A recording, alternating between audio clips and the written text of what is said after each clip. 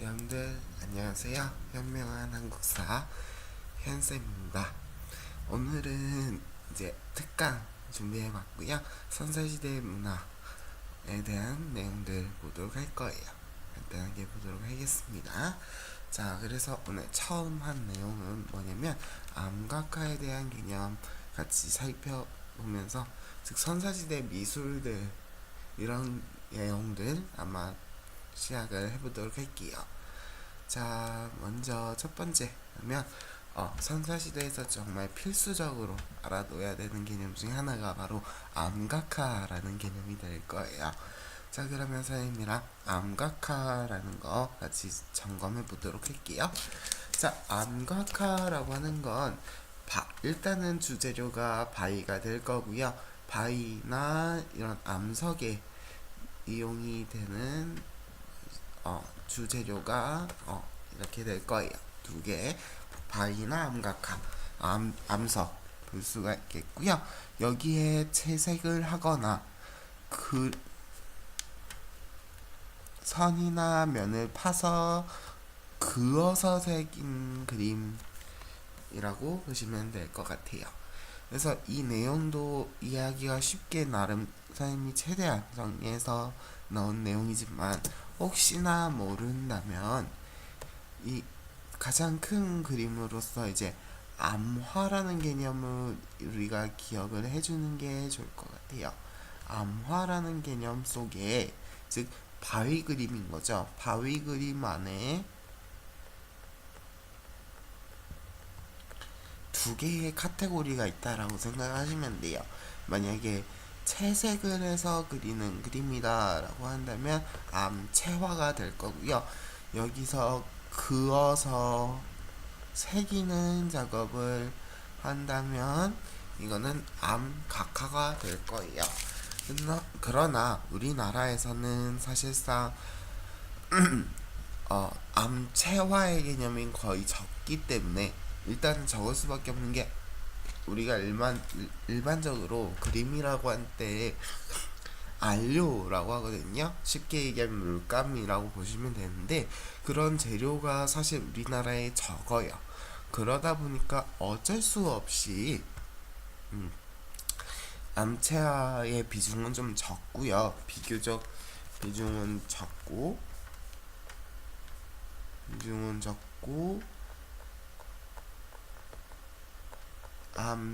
각화의 비중이 꽤 높다라고 봐주시면 될 것 같아요.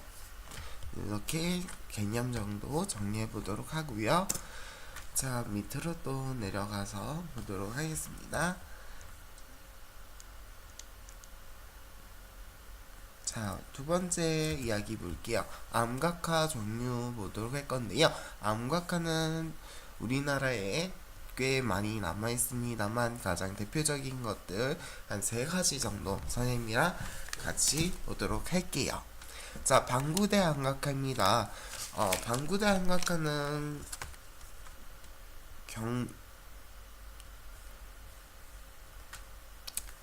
울주, 그러니까 울산 쪽이니까 경남인가요? 경남 쪽인가? 헷갈려요. 이런 게 좀 헷갈리는데,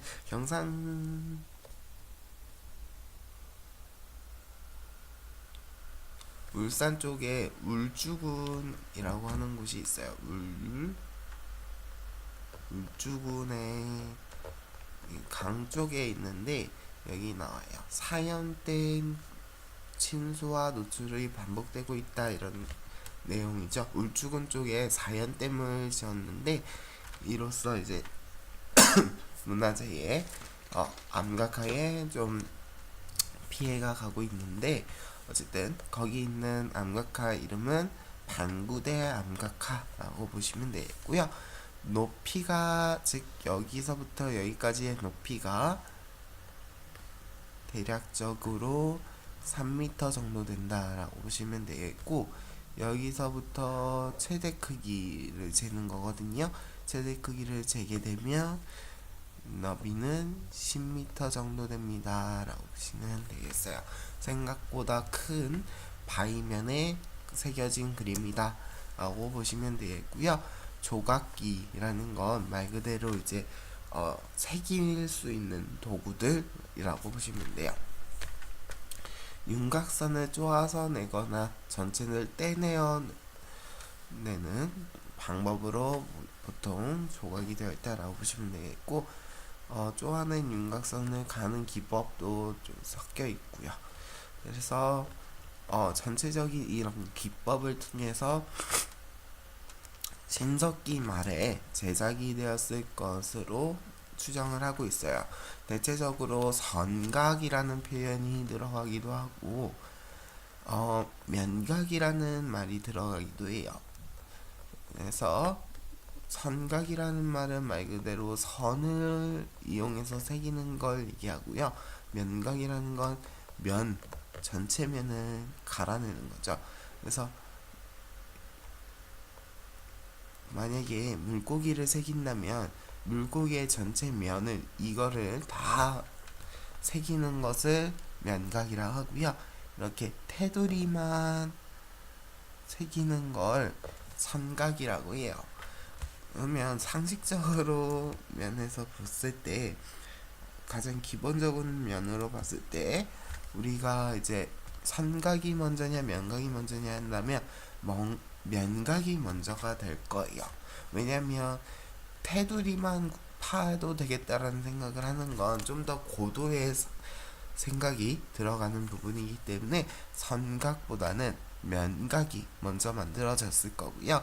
면각이 생기고 난 다음에 선각이 이루어졌을 것으로 봅니다. 그래서 그 결과로서 신석기 말에서 청동기 시대에 제작이 됐던, 즉 신석기에서 청동기를 넘어가는 사이에 만들었을 것으로 추정을 많이들 하고 있다라고 보시면 될 것 같고요. 선과 점을 이용해서 동물과 사냥 장면을 생명력 있게 표현을 했다라고 되어 있는데 이렇게 보시면 이쯤에 고래 조각이 되어 있는 거 볼 수가 있고요. 여기도 있죠. 이렇게 고래들 조각이 되어 있는 그런 모습을 또 보실 수가 있고요. 그 외에도 이제 사냥하는 모습들, 동물 가축을 기르고 있는 그런 모습들을 볼 수가 있어요. 그를 통해서 신석기 시대에서 청동기 시대의 삶의 모습이 어떠해 있는지 이런 것들도 파악을 할 수가 있게 될 거예요. 자, 그러면 또 넘어와서 보도록 할게요.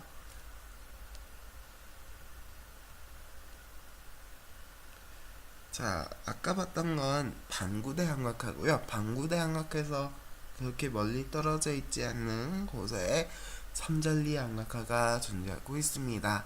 자, 천전리 암각화는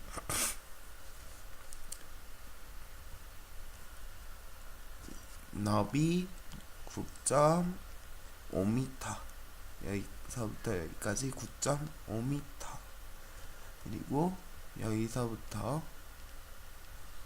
여기까지 2.7m.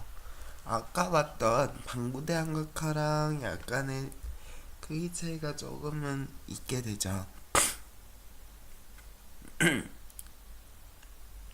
크기 차이도 약간 있고 약간 비슷한 듯 하면서 다른 천전리 안각화의 모습을 볼 수가 있어요. 이렇게 볼 수가 있겠고요. 지금 보시면 그러나 여기에 들어가는 내용은 크게 다르지 않는 그런 모습을 또 볼 수가 있죠. 이 사진이 생각보다 좀 옛날 모습이에요. 선생님이 몇 년 전에 답사를 가면서 실제로 봤을 때랑은 조금 달라요. 조금 다른 그런 모습을 볼 수가 있고요. 실제로 가면 조금 이 사진하고는 많이 다를 겁니다. 그런 점은 조금 보셔야 될 것 같고요. 자, 되게 칠판이나 병풍의 모습처럼 암벽에 새겨진 그림의 모습을 볼 수가 있겠고요. 여기에서도 똑같이 동물들의 모습도 등장을 하고요. 사람들의 모습도 등장을 하게 됩니다. 쪽이라는 거는 이렇게 콕콕콕 찍어내면서 새기는 방법이죠. 갈기는 새긴 부분을 갈아가면서 새긴 부분을 갈아가면서 만드는 거고, 긋기는 거의 테두리, 얇은 선 같은 거, 비교적 갈기에 비해서는 좀 얇은 이런 선의 형태들이 나타나는 게 이제 긋기죠. 이런 기법들이 사용이 됐다라는 거, 즉 가장 기본적인 형태들이 될 거예요. 자,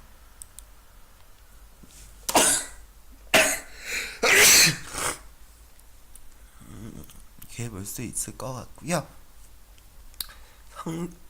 선각의 글씨와 인물, 동물들이 있고요. 가장 중요한 게 바로 이 명문이 있다라는 거예요. 미안해요. 이게 왜 중요해지냐면, 명문이라고 하는 것이 뭐냐면, 조금만 내릴게요. 미안합니다. 자, 명문이라는 거에 대해서 잠깐만 간략하게 설명을 해보도록 할게요.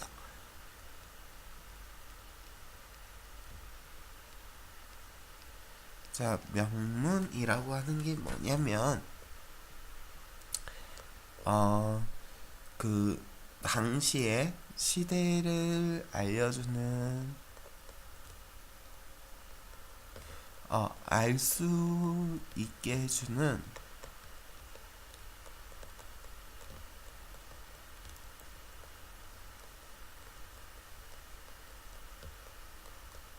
기록 정도라고 보시면 될 것 같아요.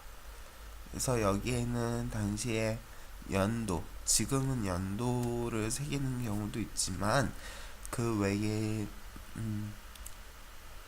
서체 같은 것도 이를 통해서 알 수가 있고요. 글씨체, 글씨체 같은 걸로도 알 수가 있고요. 여기 들어가는 내용을 좀 간단하게 파악을 하게 되면 또 이 당시를 알 수가 있는데, 여기에 연호가 써 있기도 하고 500 연호 같은 게 써 있어요. 즉 그 당시에는 연도에 이름을 붙이거든요. 왕이 정하고 하게 되는 연도의 이름인데, 왕이 즉위할 때마다 그 이름이 바뀌어요. 그래서 우리가 이제 가장 흔히 잘 아는 역사가 조선시대잖아요. 그래서 조선왕조실록을 보더라도 세종 1년, 세조 2년 이런 식으로, 세종 3년 이런 식으로도 사여있고, 연산 1년 이런 식으로 기록이 되어 있는데, 그런 것처럼 그런 게 이제 세종이라는 것도 왕이 죽어서 불리는 이름 아닙니까? 그래서 즉 연도에마다 이름이 있어요. 우리가 잘 아는 이제 광개토대왕 같은 경우에는 그쵸, 영락이라는 연호를 사용을 했다 그래요. 그래서 광개토대왕이 즉위하고 있는 동안은 영락 1년, 영락 2년 이런 식으로 불렀던 것이죠. 근데 그것을 이제 현대에 맞게 다시 이렇게 연구를 해본 결과 525년이라는 기록하고 539년이라는 기록이 있어요. 그래서 이것이 이제 어찌됐든 알려진 바로는 버풍왕 때, 잘은 보이지는 않죠. 즉 버풍왕 때의 기록이다라고 보시면 될 것 같아요. 버풍왕 때 기록이구나 라고 보시면 될 것 같고, 이런 기록이 버풍왕 때부터 이어진다라는 얘기는 뭐냐면, 달리 얘기하면 그때까지도 이 천전리 안각화가 이미 발견이 되어 있었다는 얘기라고 볼 수도 있고, 그때까지도 아직 천전리 안각화가 이미 존재를 하고 있었는데 발견이 됐을 때 바풍할 때의 기록이 남아있다라고 보시면 될 것 같아요. 이렇게 봐주시면 될 것 같고요. 다음 내용으로 내려가 보도록 할게요.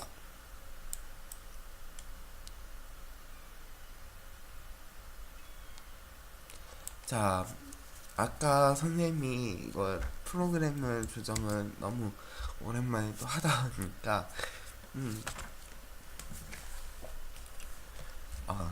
이게 또 자기 마음대로 화면이 내려갔어요. 그래서 좀 보신 분도 있을 텐데 이거에 대해서 얘기를 하자면 이게 뭐냐면 이제 천전리각석, 즉 천전리 암각화의 상세도예요.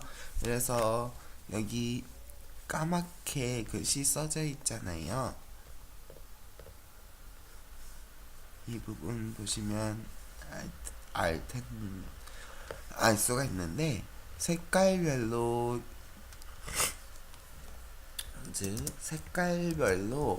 이렇게 구분을 지어 놓은 거예요. 그래서 면각, 즉 면을 다 파서 동물을 표현한 건 빨간색, 청색은 선각, 즉 선으로 동물이나 다른 추상도역을 표현해내서 이렇게 다 구분을 지어놨어요. 색깔별로 구분을 지어놨고, 제일 중요한 거는 당연히 얘겠죠.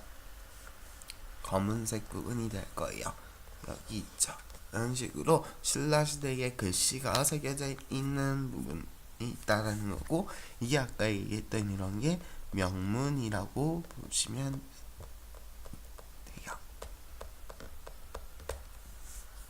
괜찮나요?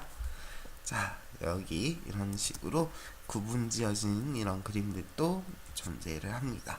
이거는 현대에 와서 다 구분해 놓은 거예요. 이렇게 볼 수가 있겠고요. 다음 암각화 종류 두 번째 내용으로 마지막 암각화 내용 해보도록 할게요. 암각화는 이제 우리나라에 좀 여러 개 남아 있는데 대표적인 게 또 하나가 이제 양전동 암각화가 되겠네요. 양전동 암각화 볼 수가 있겠고요. 이건 특이하게도 마을 뒷산에서 발견이 되었다라고 보시면 되겠고, 암석 전체에 나와 있어요. 그쵸? 암석 전체에 그림이 새겨져 있다라고 보시면 될 것 같고, 여기서부터 여기까지 솔직히 크기는 아직 알 수는 없고, 여기서부터 여기까지의 길이도 알 수는 없어요. 규모는 생각보다 크고 그냥 암벽 거의 전체적으로 되어 있기 때문에 사실 정확하게 어느 정도 크기다라고 규정 지을 수는 없을 정도로 크죠. 그리고 보다시피 여기 마을 뒷산 했잖아요. 그래서 마을 쪽이에요. 이렇게 벽을 쳐서 보호하고 있는 모습 볼 수가 있고요. 하도 마을이고 하다 보니까 이렇게 또 천정을 세워서 빗물이라든지 이런 걸 보호하는 모습을 또 볼 수가 있어요. 선생님이 이거 답사 갔을 때 아마 찍었던 사진인 것 같습니다. 예, 이렇게 볼 수가 있겠고, 여기에서도 되게 특이한 점은 바로 사람 얼굴에 추상적인 도형이 등장하는 것, 그 외에도 동심원을 비롯한 29개의 그림들이 들어가고 있다라는 거 이렇게 봐주시면 될 것 같고요. 왜 여기에 암각화가 있는지는 아직 정확지는 않죠.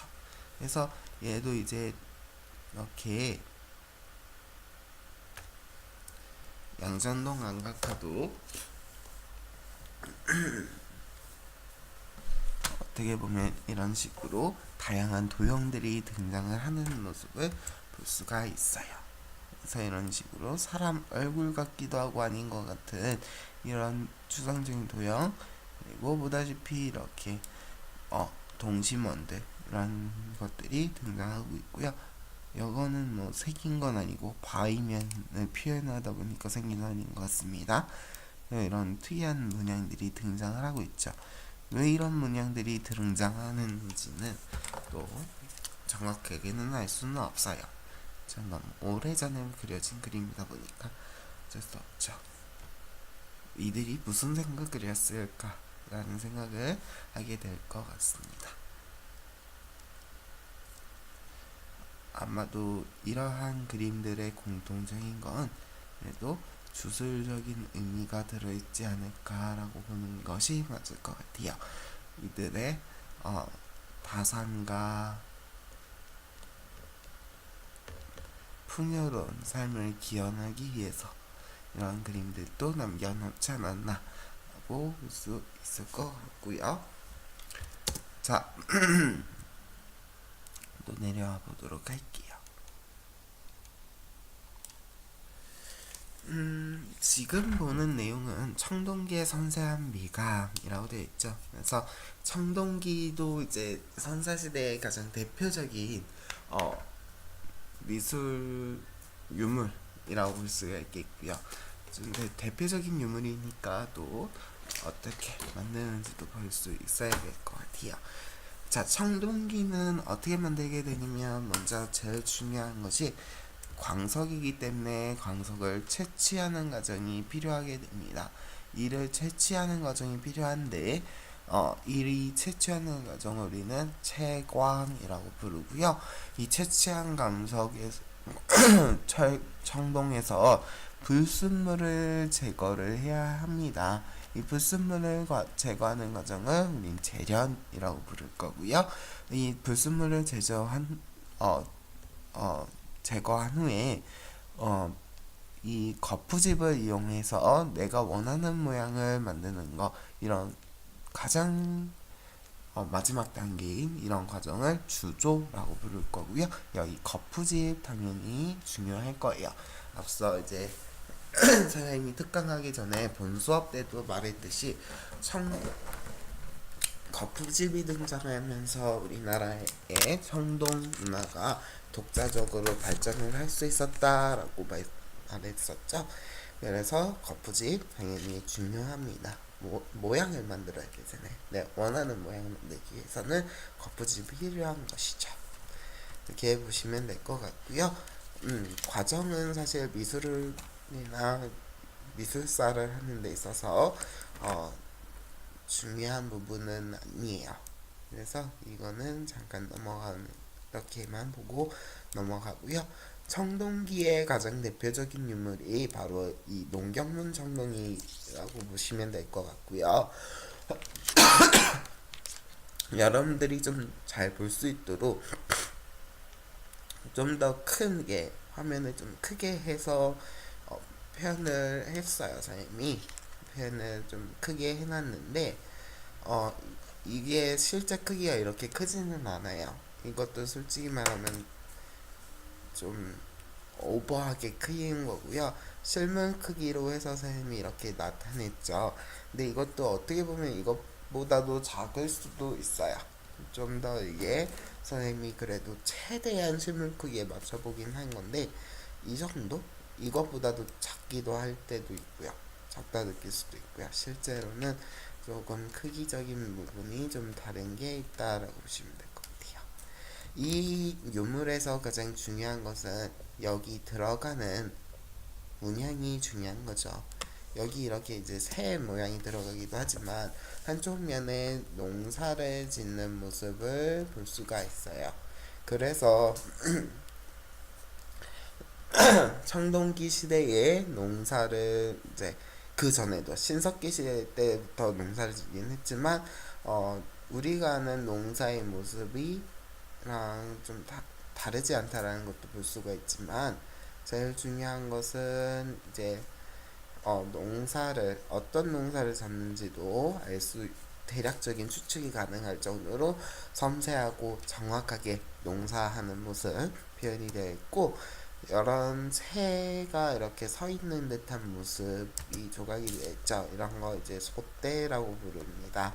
그래서 농사나 이들의 생활이 풍요롭기를 기원하는 그런 장면이 이런 유물 속의 문양으로도 들어가 있다라고 보시면 될 것 같아요.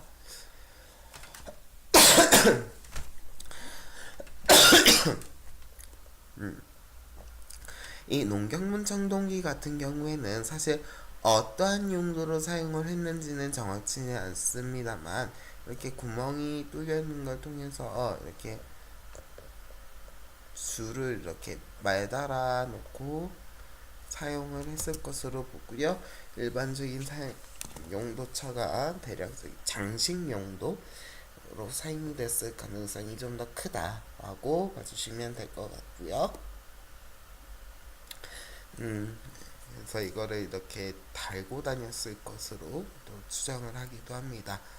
그리고 이것이 이제 집 모양을 본뜨고 있다라는 점에서 또 중요한 포인트가 되기도 하죠. 집 모양이어서 또 특이한 이게 어떤 용도인지 이게 또 추정하기 어려운 점이 있죠.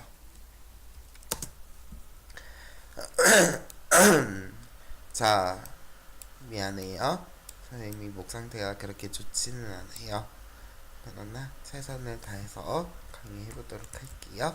자, 그 다음으로 중요한 것이 이제 청동 잔무늬 거울이 될 거예요. 그 외에도 청동 방울도 있고 다양한 청동검은 또 뒤에서 얘기를 하겠지만 청동 방울도 있고 또 그 외에 많은 청동기 유물들이 있습니다만 가장 대표적인 것들 몇 개만 이렇게 선생님이 강의를 하도록 할게요. 청동 잔무늬 거울은 우리가 일반적으로 알려지기를 다문, 다뮨, 세문,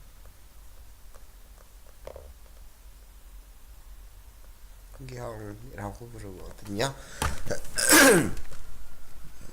갑자기 확대됐죠? 미안해요. 확대가 됐네요. 다뉴라고 하는 거는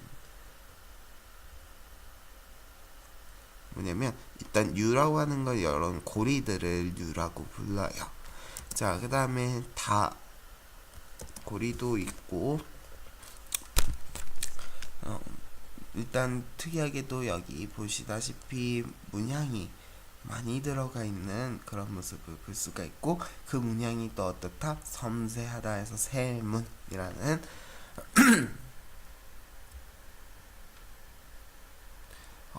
말 표현이 들어가기도 하죠. 그래서 지금 여러분들이 이제 또 궁금해 하시는 게 거울이라면서요 하면서 이렇게 문양이 많이 들어가 있으면 거울의 용도를 쓸 수 있나요? 라는 생각을 할 텐데 이거는 거울의 뒷면입니다. 그러다 보니까 장식이 이렇게 많이 들어간 거고요. 여기 뭐 삼각형 모양도 들어가고 이렇게 동심원 모양도 들어가는 모습을 볼 수가 있어요. 그 외에도 이렇게 좀 격자무늬 비슷한 모양도 들어가기도 하고요. 다이아몬드 꿀 같기도 하고 이런 모습을 볼 수가 있는데 이것을 이제 유물이나 미술사 전공하거나 고고학 전공하는 학생들이 유물을 이렇게 실제 크기를 재고 본뜨는 그런 수업을 하는데 그런 걸 우리는 유물 실측이라고 해요.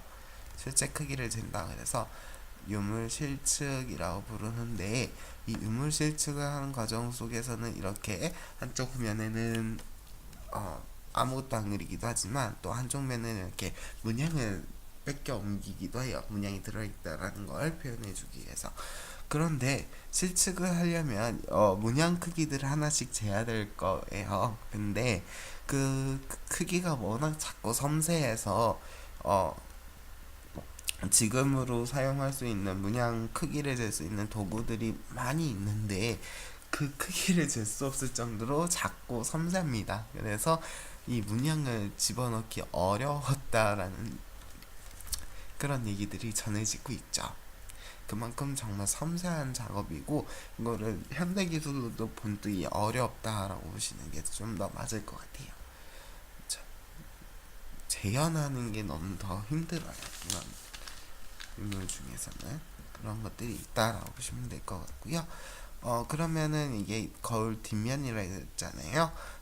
거울 앞면은 되게 맨들맨들한 평평한 우리 유리의 모습을 하고 있어요. 그러나 이게 청동유리다 보니까 사실 거울에 빛 반사를 이용해서 봐야 되는 것들이 있고, 그래서 그 당시에는 거울이 우리가 얼굴을 보는 용도가 아닐 것으로 많이들 추정을 하고 있습니다. 그래서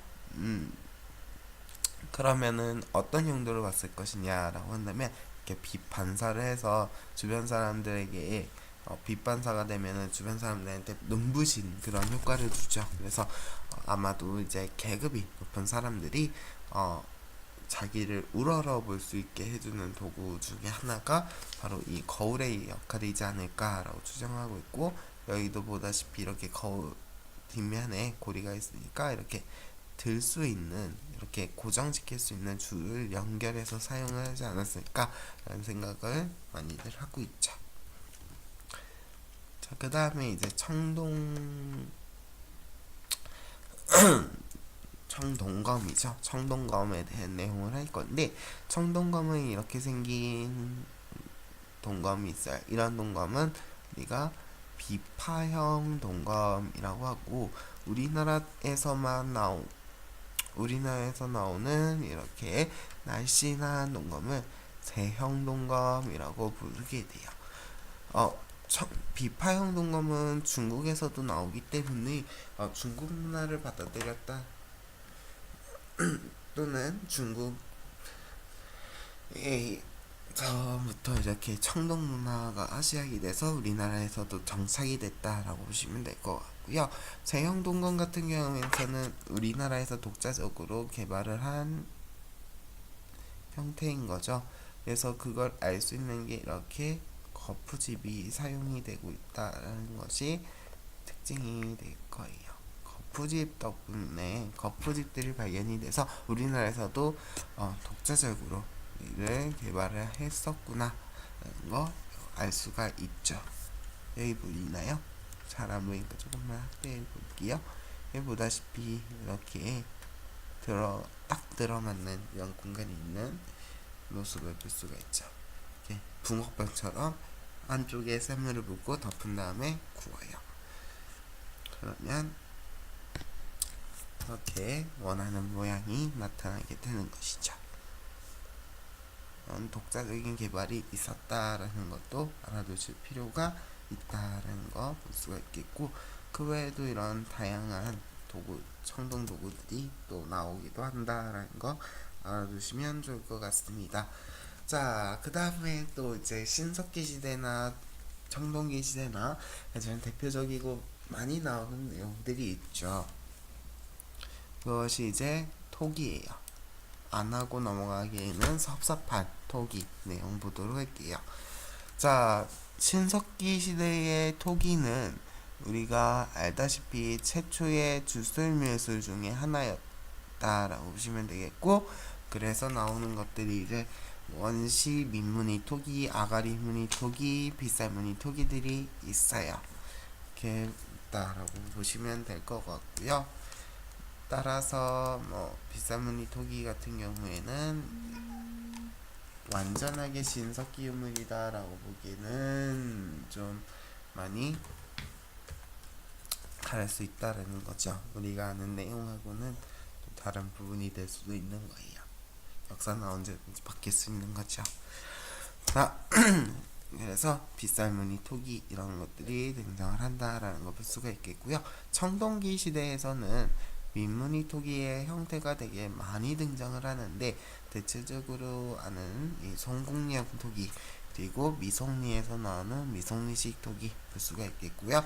그 외에도 다양한 토기들이 등장합니다만, 우리가 기억을 해야 되는 건 이 두 개 정도는 필수적으로 기억해 둬야 되겠죠. 혹시나 본수업이 되더라도 본수업 시간에도 이제 만약에 토기들 보게 된다면 선생님이 여기 있는 종류들이 있다라고 하면은 또 얘기해 드리도록 하고요. 자, 토기들 실제 모습으로 들어서 보도록 할게요. 자, 대표적인 신석기 시대의 토기라고도 볼 수가 있을 것 같은데요. 대표적인 신석기 시대의 토기 바로 무슨 토기? 그렇죠. 빗살무늬 토기 하고 보실 수가 있겠습니다. 빗살무늬 토기. 그래서 빗살무늬 토기의 가장 대표적인 특징이 이렇게 빗살이 들어가 있는 모습을 볼 수가 있죠. 이거 되게 굵고 잘 나타나 있네요. 이렇게 무늬를 집어넣는 이유는 사실 토기들의 특징이라고도 볼 수가 있는데, 토기 같은 경우에는 흙이다 보니까 사실 또 만드는 과정 속에서 터지기도 해요. 즉 불에 굽고 하면서 터지고 많이들 그래요. 그래서 이게 터지지 않게 하기 위해서 그냥 흙만 사용하지 않고 모래나 뭐 조개가루 이런 것도 섞어서 만든다라고 보시면 될 것 같고요. 그럼에도 불구하고 잘 터져요. 그래서 또 다른 방식으로서 이렇게 문양을 집어넣는다라고 보시면 될 것 같고요. 우리가 어릴 때는 이 문양을 집어넣는 이유가 또 주술적인 의미죠. 즉 비가 내려달라라는 의미에서도 이렇게 문양을 집어넣기도 하는데, 사실 그 이유보다도 이렇게 터지는 걸 방지하기 위해서이기도 합니다. 그리고 여기 이렇게 구멍이 뚫려 있는데, 이런 구멍들은 사실 이렇게 토기들의 흙덩어리들이 조각으로 발견이 돼요. 토기가 실제로 이것을 이제 복원 처리를 하려고 하다 보면 그 당시에도 신석기 시대에도 복원 처리를 하다 보면 얘를 이어 붙였을 것으로 보는 흔적이라고 보시면 될 것 같아요. 이렇게 구멍이 뚫려 있는 거 이렇게 이어 붙여서 만들려고 했었기 때문에 이렇게 구멍이 뚫려 있다라고 보시면 되겠고, 너무 구멍인데 너무 이런 식의 느낌의 구멍 같은 경우에는, 이런 느낌의 구멍, 지금 막 선생님이 빈끝까지 쳤던 이런 구멍들 같은 경우에는 네, 이 틈 사이에서 벌어진 구멍이죠. 이런 것들을 제외하고 이렇게 인공적으로 뚫은, 누가 봐도 인공적으로 뚫은 듯한 구멍은 토기를 보관하기 위한 공간으로서 사용이 된 구조다라고 보시면 될 것 같아요.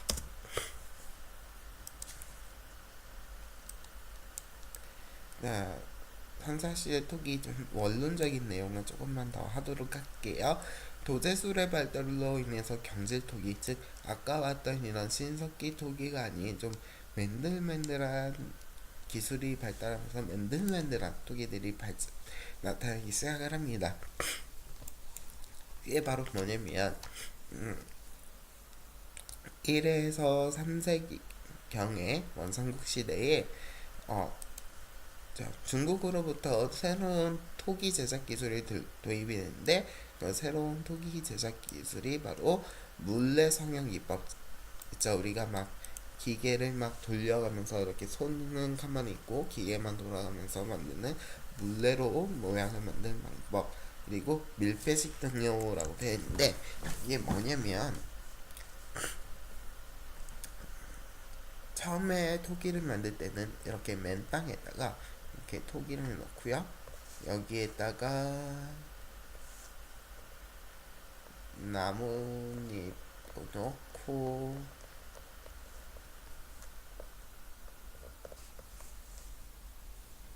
나무를 넣은 다음에 여기까지 덮어요. 토기 위까지 나무를 덮어요. 이렇게 덮은 다음에 여기다가 이렇게 불을 지르는 거죠. 이 불 속에서 이렇게 구워지게 되는 거죠. 되게 그림 그지 같네요. 지울게요. 극혐이라고 하거나 그럴 수 있으니까 지우고, 이렇게 구워요. 그러다 보니까 즉 산소가 주입이 되거든요. 이렇게 구워지면, 야외에서 굽게 되면 산소가 주입이 돼요. 그러면서 토기의 색깔이 붉은 빛이 나게 되는데, 밀폐식 등료를 하게 되면 산소를 완전하게 차단을 하게 되는 거죠. 굽는 과정 속에서 산소를 완전하게 차단을 시키는 거예요. 그러다 보니까 이때서부터는 토기의 색깔이 또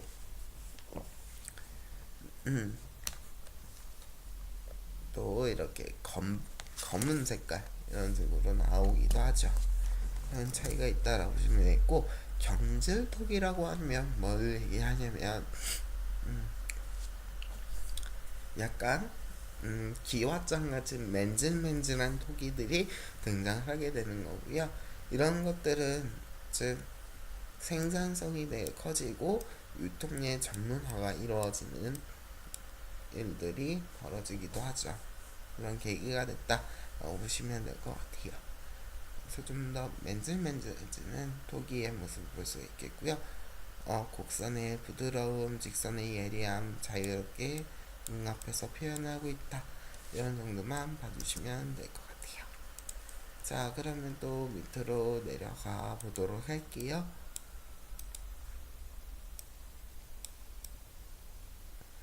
밑에 내려오면 대표적인 토기들 모습을 볼 수가 있고요.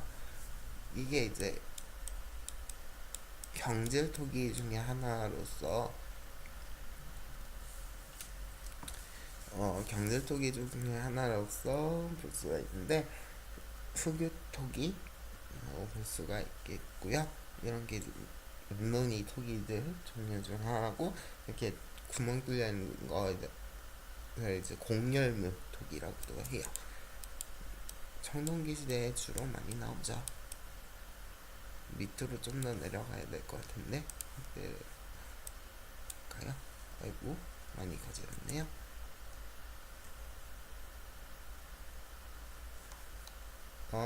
잠깐만요.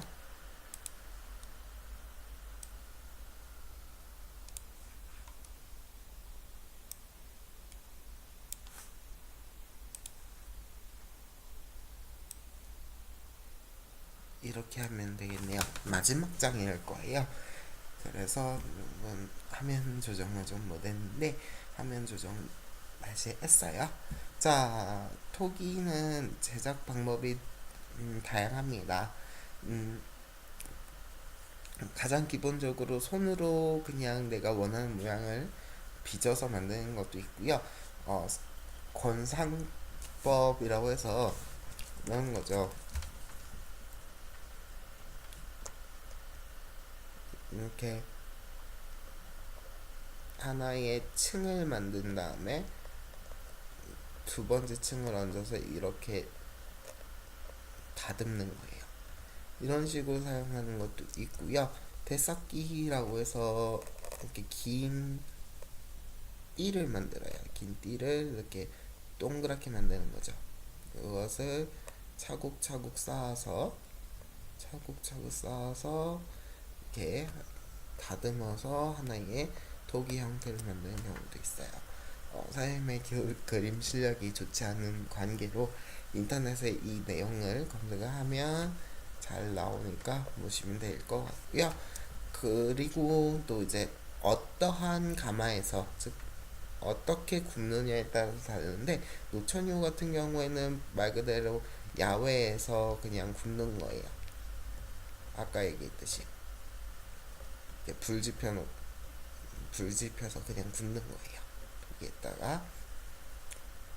그러다 보니까 가장 큰 특징은 산소가 들어간다라는 거죠. 산소가 들어가면서 산화염, 즉